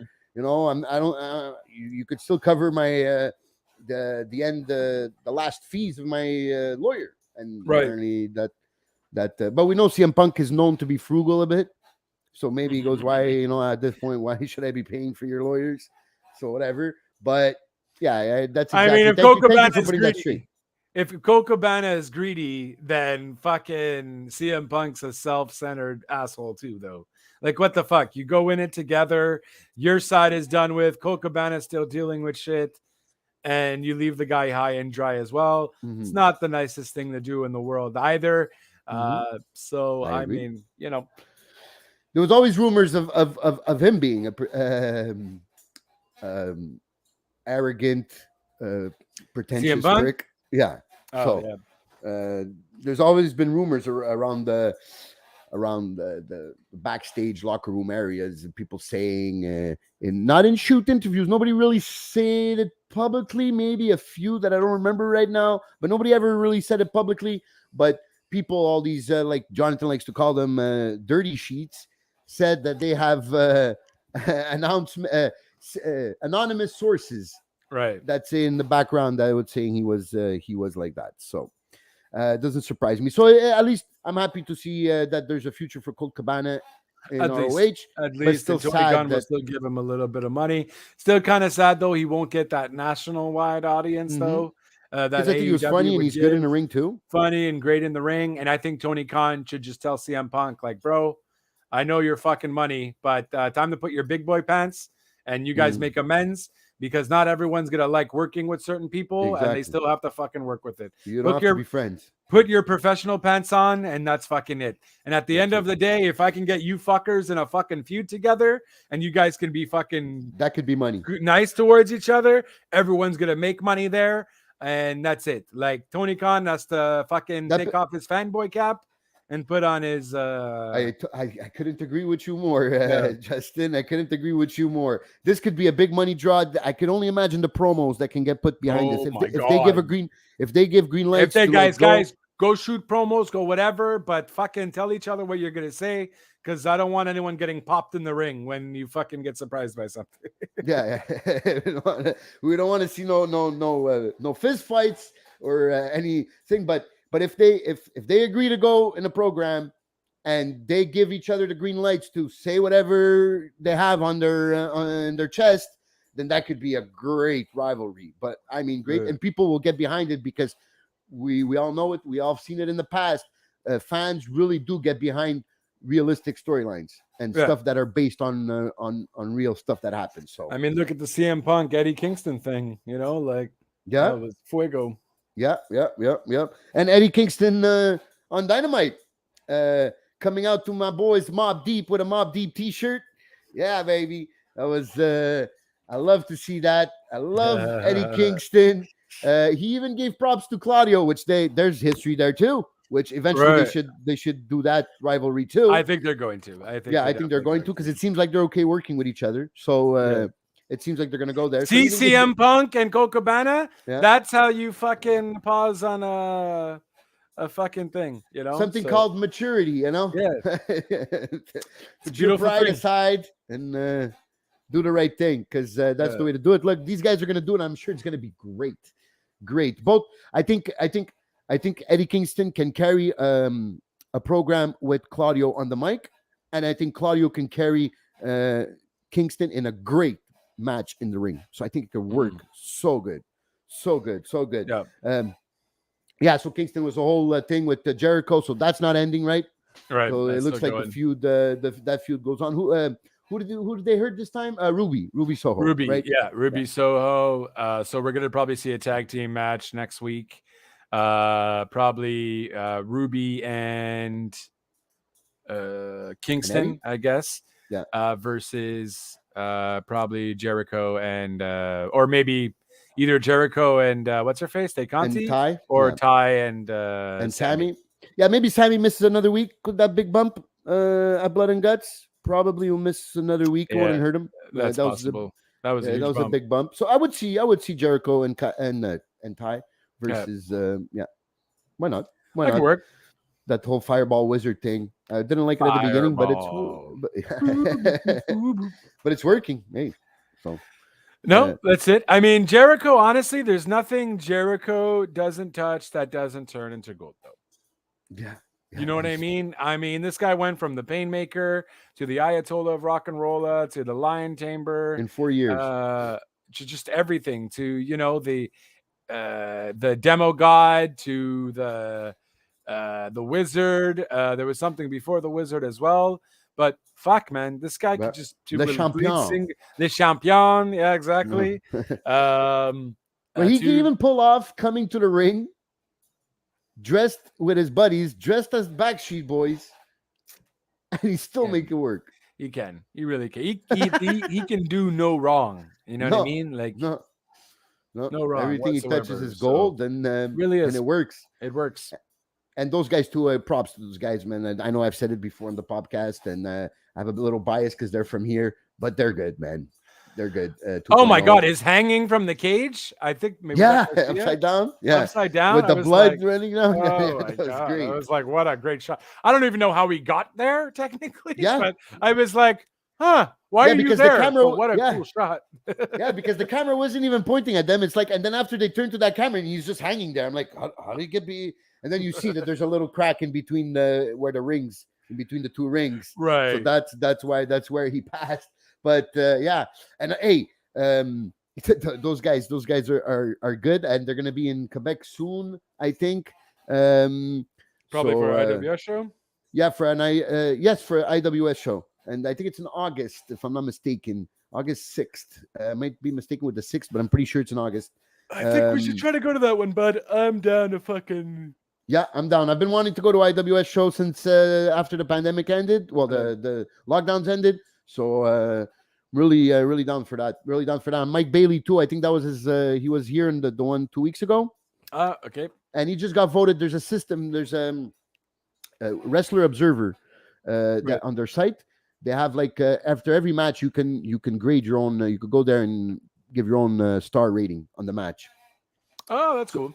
So according to that, put all that together, Mike Bailey was the one with the most high rating out of all the wrestlers, basically. So a Quebecer that's really now an Impact put the highest ranking matches in this year with if I'm not mistaken, Dax Harwood. Just to put it in context, Dax Harwood is 10. So, and there's some big names in there that are in that top 10. And Mike Bailey, Maybe one of ours, just has a lot of friends. I don't know. No, I think it's because a lot of his matches are 4.5 stars. Oh wow! Every time he goes out, it's a top rated match with whoever. So that's why it's high on the thing. And he's usually on Impact. Yes, now he's a full-time Impact. So he's on every show, and I think he's the X Division champion. Oh shit! Okay, he's the X Division champion. Yes, he won it at the last pay-per-view. Okay, that's something. So, yeah, Penta versus Rush. Love that match. That was a fun match. Yeah, that was just, and I think they've worked together back in Mexico too. Yeah. So they just were fluent. There's a history there. Yeah, they were good. There's a history there. I like Rush's look. I'm not a fan of Andrade's fucking group anymore, though. Like, well, the money group there thing, but now it's just him and it's just him, Rush, and what's the other guy? The other not Phantasma. No, some Spanish dude. I don't know. Yeah, I think they're three guys now. If you keep it like that, I think it can maybe work. Okay. Yeah, that's it. And now they keep taking his mask away. It's basically why they won. Against Penta, they took his mask, and I like how Excalibur had to explain to us that you can't take the mask in Mexico, because if you do, then it's a disqualification. So I think they maybe might make that a rule in AEW for at least those kind of matches. So this way that they won't fucking try and take off the mask. Yeah, because it's a big thing I know it's a big thing for the Mexican lucha libre culture, the mask, but it's also been done a lot before, especially in Mexico, where you have the non-masked wrestlers, Mexican wrestlers, and the masked wrestlers. It's been feuding for Right. decades, Right. So I think this is can go somewhere. It can be a good feud.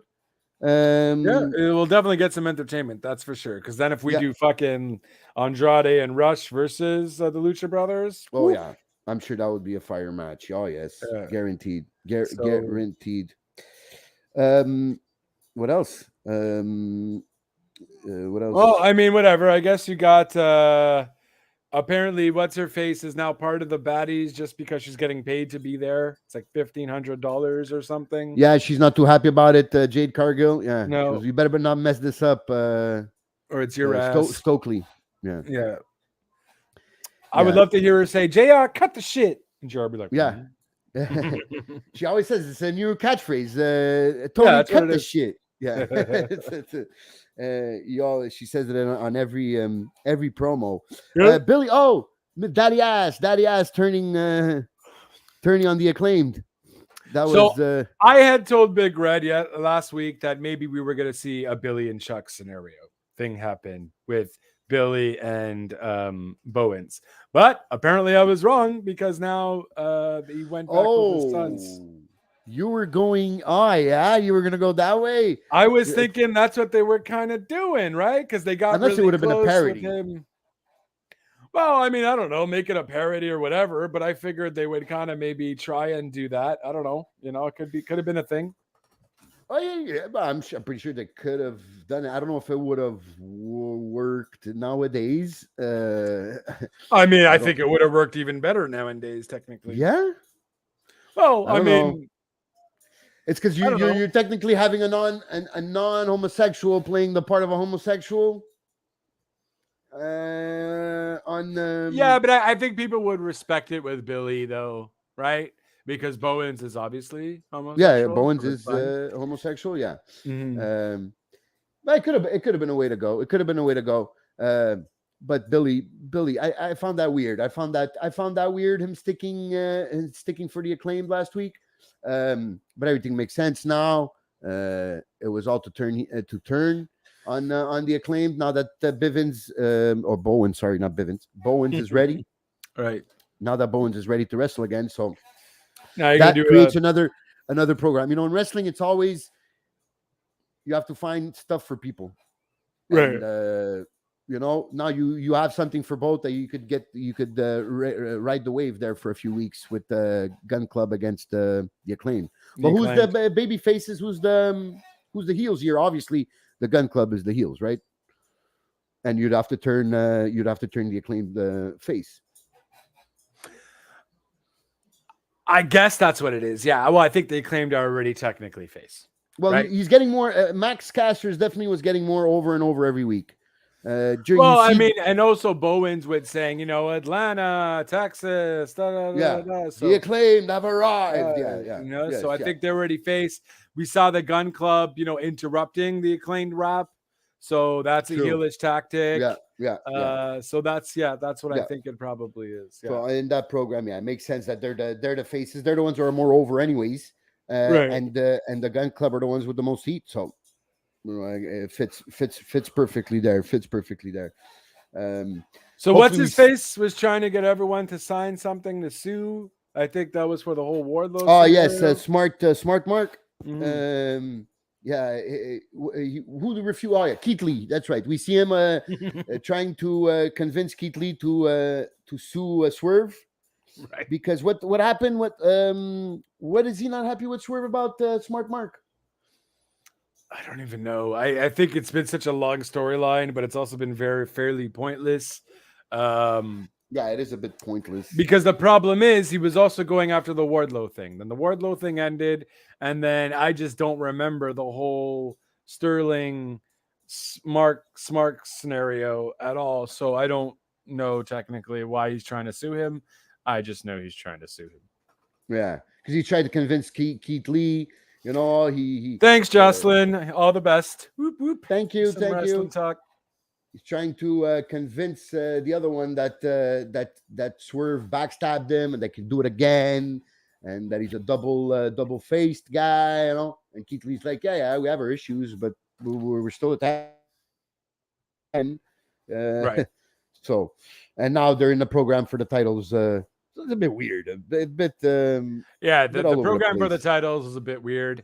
But also, like, what happened? Something happened where he was also trying to get, I think it was one of the best friends to sign. You see, I might have missed that one. I might have missed that part. And then Danhausen came along. I don't really remember though. I probably missed that part. Maybe it's when I went to go smoke a cigarette. One job. Could be. One job. It could definitely. Well. Your lungs could have taken a break. You know, you're watching Dynamite here. You can go and explode your lungs. Maybe it was the commercial break was a bit longer. I went to the cigarette was a bit longer than the commercial break. Sorry, maybe that was the problem. I don't remember any other when they went one to job indeed. Absolutely. Damn, you just don't remember that at all. Yeah, it was. I think it was a short clip just before the main event, though. So I think, honestly, me too. I was kind of preparing myself for the main event. Mm-hmm. Anyways, I'm like, okay, I'm good now. Just give me fucking Moxley versus King, you know? Mm-hmm. So it was easily missed because I think it was one of the last things. And there was like 3 promos like back to back. So it could have easily been missed because then they also talked about ROH, Death Before Dishonor as well at the same time, July 23rd. That looks like a good card also. From what we know of it so far. Jay Lethal, Samoa Joe. FTR Briscoes. Yeah, Daniel Garcia versus Wheeler Yuta. Wheeler Yuta for the Pure Championship, the Pure Wrestling Championship. A rumor is supposed to be Brian Cage versus Jonathan Gresham. Oh, well, that's not bad. That's not bad. That's a rumored match. But yeah, so Mercedes Martinez probably because she's champion, right? ROH. Right, makes sense. So she's probably there also. So Samoa Joe, Jay Lethal, there's history there. A lot of history there, yeah. We've been seeing Jay Lethal television calling out Samoa Joe for the last few weeks, but we haven't seen Samoa Joe. It's good to know that he's okay and that this match will happen at the. I think he's just trying to, like that's it. He had a little minor injury though, right? Okay, so that's why he was gone. So I think they said, okay, bro, you're gonna be off until like you need to wrestle on ROH because we don't want to risk hurting you. Like whatever, we'll make sure you do some interviews or whatnot, but no bueno. Yeah, so that's. I think we're gonna have July 23rd. We'll have a good card in our hands. I'm sure they're gonna announce a few more things because now it's only like 4 matches. I think announced. Yeah. Yeah, it's we still have 3 weeks, right? So soon they should be starting also a daily show, even if it's on YouTube or something, because like you need to get these people wrestling, no? Well, I mean, I don't know, right? So we still don't know what's kind of happening with that. I think there's rumors that he's going to announce something at the pay-per-view, though. Okay, so that would be the place to announce it. So that would be the place to announce it.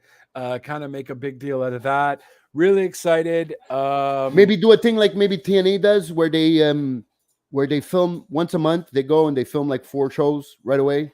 Could easily do that. Yeah. So like you don't have to fly in every week or something. So you film 4 shows and. I mean, or you do it at the the AEW headquarters though, so you can fucking do it whenever.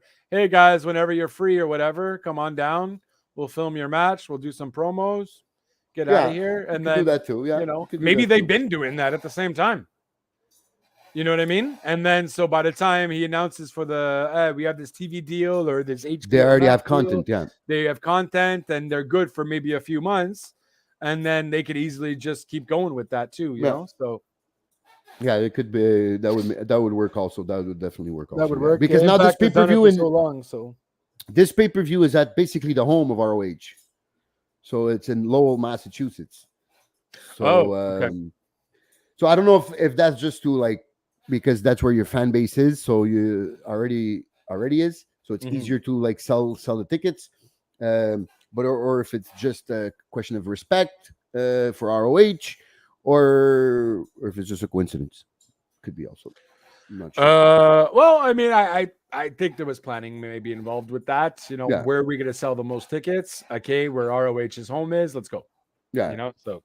seems more familiar, and it's going to look. And like you have said many times here on the podcast, now that they have actually good production behind it. Oh, fuck, So, thank God. Yeah. yeah. I really want to go watch. I still haven't watched the Super Card of Honor. I really have to go and watch that back to see that Young Buck match, because I've said to myself, I can't watch FTR Briscoes, you mean? FTR Briscoes, excuse me. Yeah. Because now that it's good camera work, it's AEW style, I'm down. Yeah. Super down. Give it to You'll me. enjoy it. Give it to me. 23rd is also a Saturday. Nice. I like that. I like that. I do work. I prefer the pay-per-views on Saturday. I do prefer the pay-per-views on Saturday. What time does it fucking start? It probably starts at 8, no? Probably 7:30, 8 o'clock. That would make sense. Death Before Dishonor 2020. Not 23. It's two in the future. Not 2002 either. Too much in the past. Okay. There we go. Death Before Dishonor. All right. So it starts. Live event ownership. Well, that's great info, guys. Doesn't give me a time. This says the date. This says the dates. So hopefully it's after 9, but I doubt it. It's probably gonna be 8. About 8 o'clock. 8 on a Saturday usually would be 8. Yeah. So, damn it, I'm gonna miss like an hour. I'll see what I can do. It's 2022. Could PVR it. Yeah, that's valid. You could even go out after work, PVR it, and then just watch it in an entirety when you get home. You, sir, you might be onto something. Also got thank God I'm a Big Brother fan, so Big Brother's not on Saturdays either, so that works. The Canada one? The American one. The American one. Oh, you're not. True. That is during the summer. That's right. That's during the summer. Big Brother always was. That's right.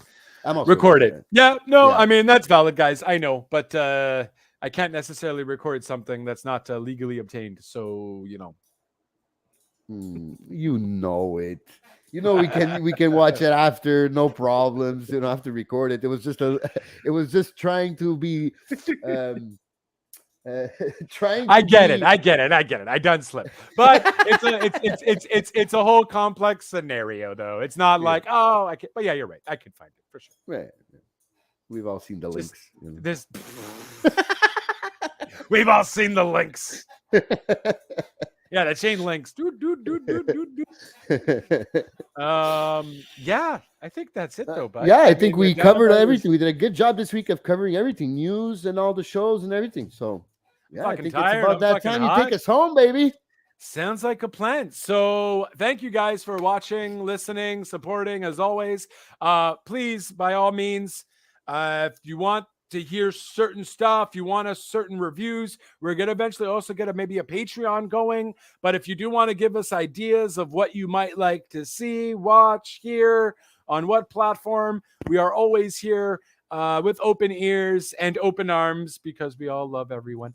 And of course you can follow me at JLB JLB420 on Twitter, JLBTLC25 on Twitch, and all my other links will be down below in my link tree. Of course, WTN Wrestling is where is at for all your wrestling talk now news. And it has a little bit of everything. It also will have a link tree down below. On top of that, facts. Talk to you later, Jocelyn. Much love for the support. Hope you're doing good. Please don't be a stranger. Anytime you'd like to DM me, shoot the shit on the shit. It's all good. By all means, much love for the support. But yes, you can follow WTN at WTN Wrestling on all the social medias. Links will be down below in the doobly-doos. You, of course, can follow this crazy, psychotic, should have been locked up from the startup individual, Kid Crazy. Where can they follow you? Although they probably shouldn't. You can follow me for any news on Twitter at just look up Michael Costa. I should come up. On Facebook, look up SPN at SPN Podcast. That's where I'll have all my interviews and my podcasts. And if you just want to shoot the shits or whatever, look up Michael Costa on Facebook, and that's where you'll find me. There you go. And once again, links will be down below in the doobly-doos. And that's pretty much it. A pretty big week in wrestling. Another week is amongst us with no pay-per-view. So we're just going to be, we'll have SmackDown coming up. Will Liv Morgan live to see be champion for an entire week? Or will she get dethroned by perhaps Charlotte Flair? Because that was the memes going around. So we shall I really see hope not, but what happens. We shall certainly see indeed. But yeah, thank you guys again for watching. Always much love. Hope y'all have a rest of a great evening. But until next time, I should probably get this all set up. I just like to talk. Oh, yeah, about, here. There we have it. All right. Hold on. Oh, look at that. That's not even on the outro. Oh, so much crap. If I had better vision, this would be so much easier. It's not even here. There we are. Okay. So, God damn it. Boom. Thank you guys for watching. All the best. Much love. We'll keep you posted on all the news as it happens, when it happens, where it happens, on all the popular socials. But until next time, Kid Crazy, I'd like to thank you once again. Until next time, ciao for now.